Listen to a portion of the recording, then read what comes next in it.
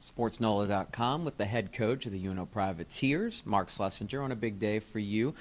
Third annual setup here with the media shoot around before announcing your schedule. And it's a lot of fun for everybody, and it's grown over the years as well. It really has. It's been a great day for us. You know, I had an early victory out there in our Around the World shootout, and then UNO legend Warren Booker just took me down. I mean, he and Colton Weisbrod were teammates and combined to go 10 out of 11 from three, and just destroyed me. So it was a tough day in the shoot-around part, but a great day forward for us. You look at us being in the Southland Conference play for a second year. You look at coming off last year, we had the toughest non-conference schedule in the country, and then another tough slate this year. It's exciting, really exciting for our young team, and exciting for our student-athletes that are returning as well. Let's get to it. Talking about that schedule, 6 challenging road games.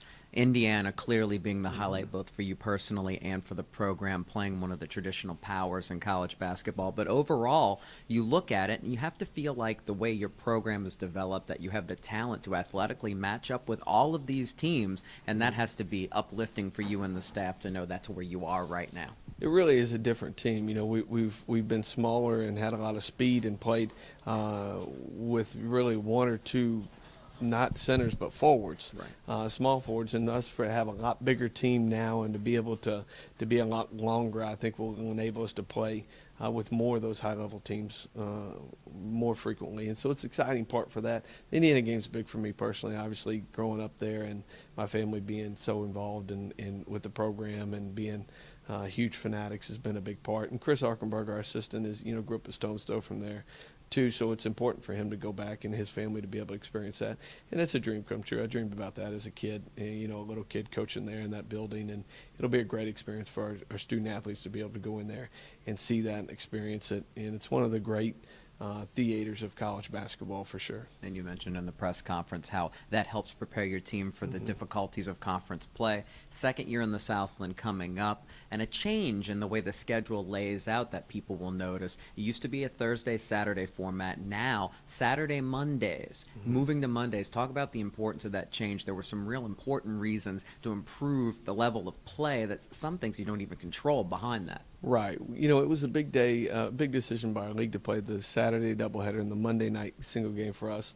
The coaches, we thought it would cut down on missed class and travel, number one, from an academic perspective. But then, we thought, we had an opportunity to garner officials that we probably couldn't get on a Thursday night, which is a little thing behind the scenes, but it plays a big part in what we're doing. We're very, very blessed to have a great crew of officials in that pool and be able to get some of those guys that usually are calling on TV on Thursday nights. It'll be nice to have those guys here in Lakefront Arena as well. But just a huge atmosphere, and I think it's going to be good for campus. It's a Monday night game. Everybody can build towards it that day and start your week off with a privateer basketball game. And looking at the schedule, the way it lays out, preparing a young team. Last year, plenty of freshmen stepped up and grew and were ready for conference play. You mentioned a group of 5 that you're expecting to count on this year, along with a slew of sophomores. Pretty young team. So this schedule will help because, as we all know, conference play matters just a little bit more. It does, and we really feel like the pace of the non-conference schedule is good for a young team.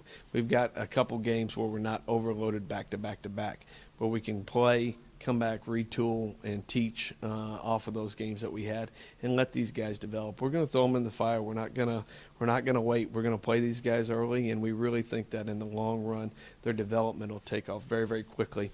Where we've got them coming on for really peaking at February. And you focused on your freshmen at the press conference a few moments ago, but you're going to need leadership from 2 guys that have been through the wars now. Your one scholarship senior, Terrence Sion, and junior Kevin Hill, who came on by leaps and bounds by the end of last season. He has all-conference type ability. He really does, and he was second in the league in rebounding and one of the top offensive rebounders in our league. And then Terrence has made dramatic improvement this summer in the offseason. We couldn't be more proud of him. And then our, the sophomore class really got a ton of minutes that were really valuable with Tevin Broyle starting 17 of the 18, Kristavius, scoring double figures in league play, and then Nate Fry playing huge, valuable role for us and really peaking at the end of the season at the point guard spot.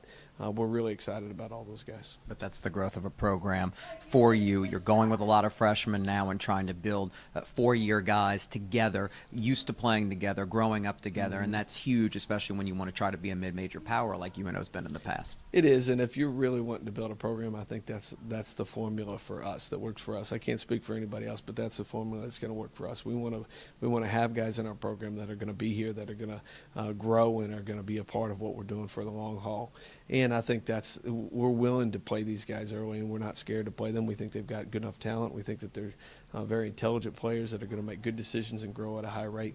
So it's an exciting time for where we're at. We're a long ways from where we were a short time ago, so it's a very exciting time. And summer turns to preseason soon enough for you, I'm sure. Coach, good luck. Thank you so much.